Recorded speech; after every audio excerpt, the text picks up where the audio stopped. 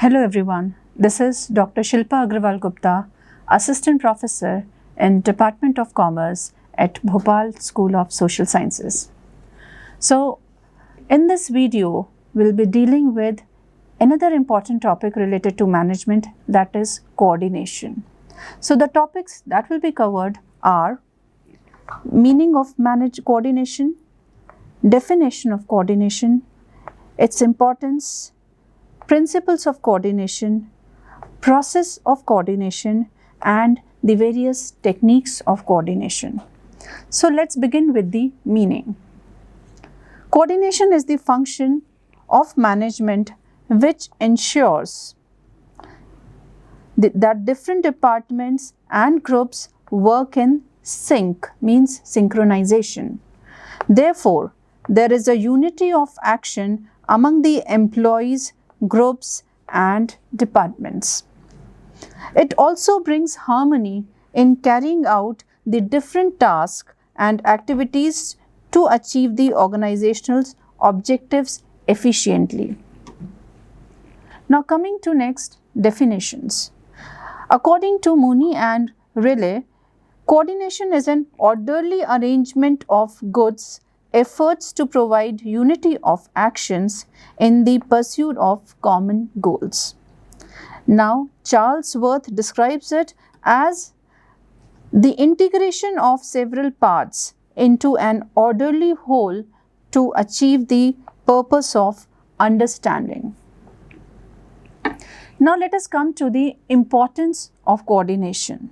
So, coordination is necessary to ensure harmonious and smooth working of an enterprise with its several departments, divisions or subdivisions. We know that there are different departments in an organization like production, purchasing, finance, sales, etc. So without the coordination, they cannot work efficiently. If sales department procure, just for example, like if sales department procure a huge order without consultation with the production department or the purchase department, so it may be possible that they won't be able to complete the order on the specified time. So therefore, the interrelationship between all the department is required.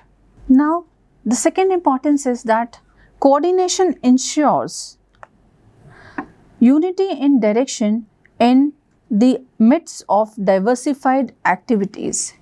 It means coordination enables the management and authority to see the enterprise as one unified whole from different segments.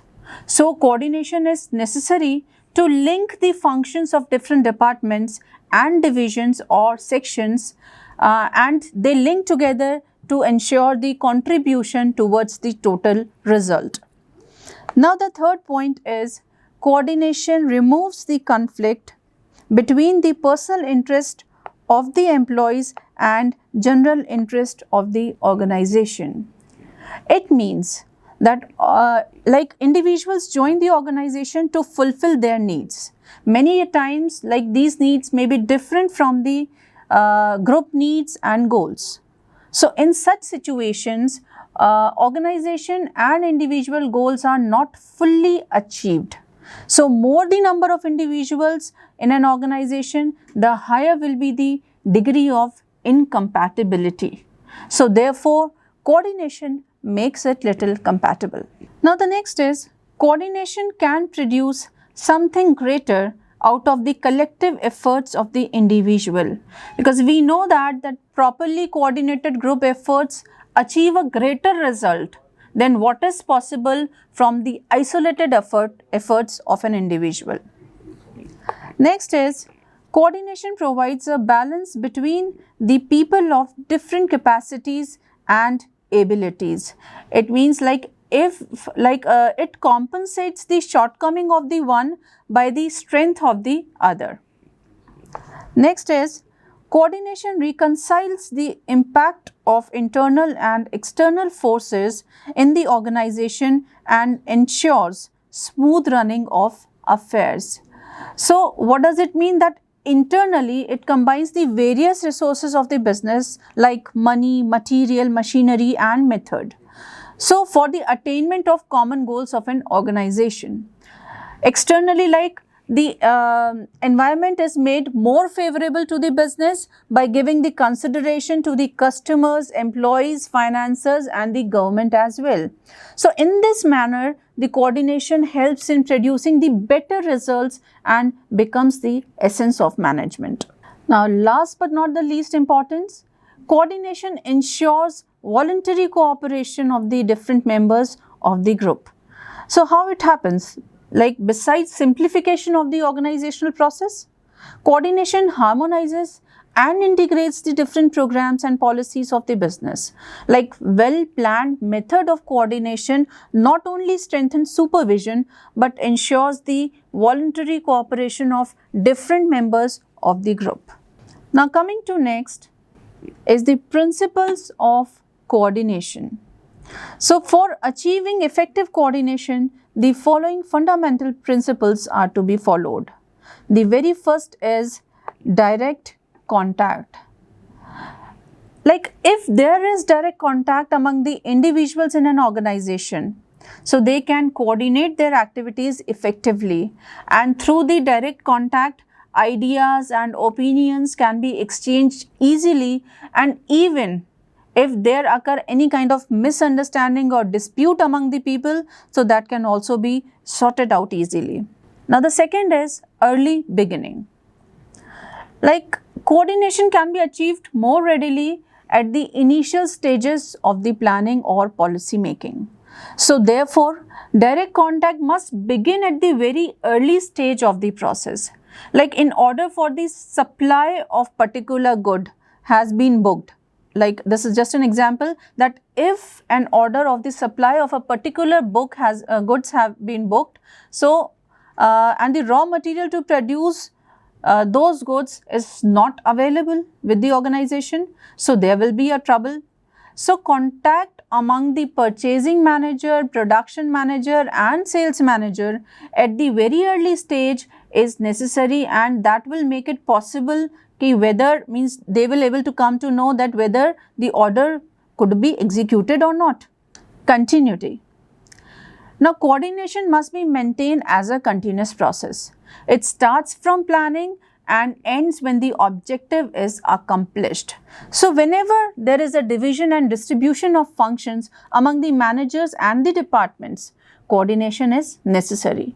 So every time a new situation arises, a fresh effort of coordination is needed, so the manager must constantly work at it until the purpose is served. Now the next is reciprocal relationship. Like the actions and the decisions of the people working in the organization and the departments are interrelated.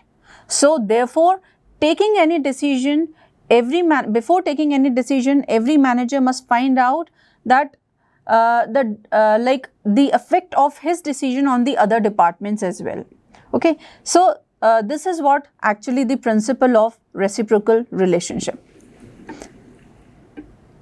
Now the next is dynamism. There is no fixed or rigid rule for coordination.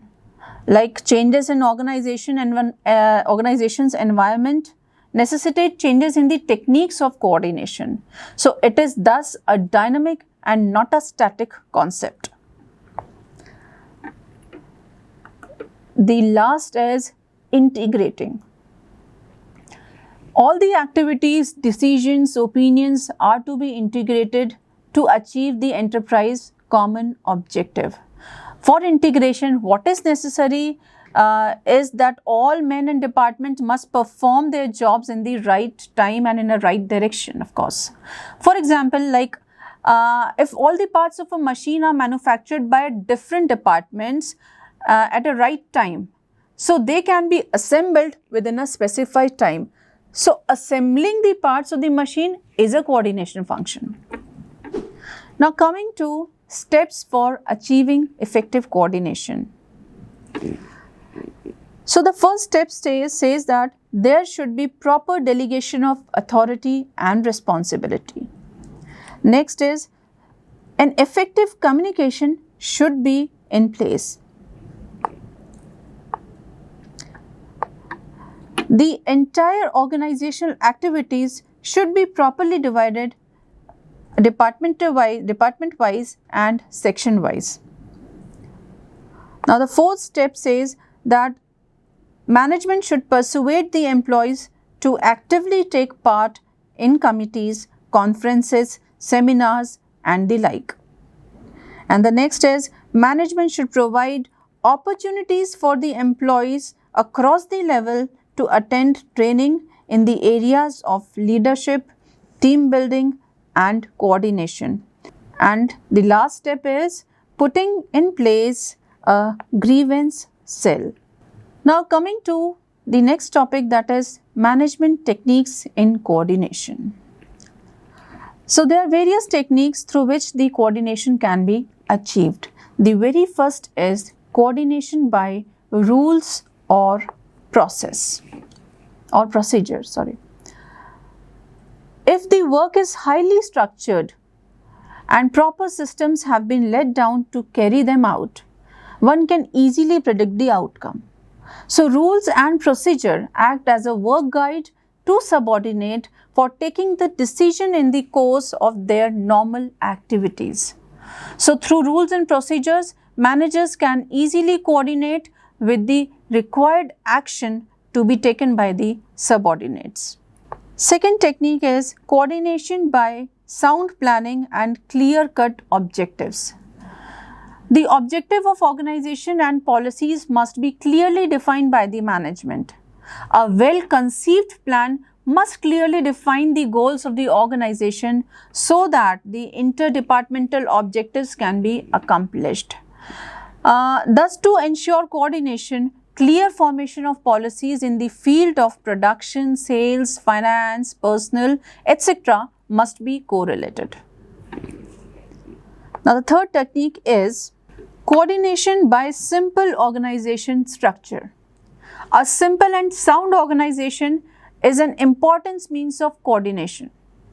The line of authority and responsibility from the top to bottom should be clearly defined. This ensures the minimization of interpersonal conflict and makes room for the unified action. So, only a simple organization structure is expected to facilitate it and help in better coordination. Next is coordination by communication. Now, we know that communication is the lifeblood of decision making. It also plays a vital role in coordination. Communication helps in making people understand that what is actually expected out of them. As a result of such understanding, one can ensure both horizontal and vertical coordination. So, modern information system like use of computer allow easy and quick flow of information, and this enables the executive to coordinate business operations more effectively.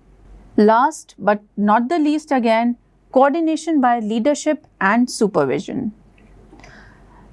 Leadership of top management is the surest means of achieving coordination. Sound leadership can encourage subordinates to have common interest and to adopt a common outlook.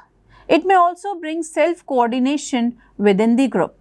So, personal supervision and establishment of informal contacts with people help to create a climate of mutual trust and cooperation, which is the foundation of business coordination. So, we can say that by understanding the principle and importance of coordination, we can say that coordination is the essence of management.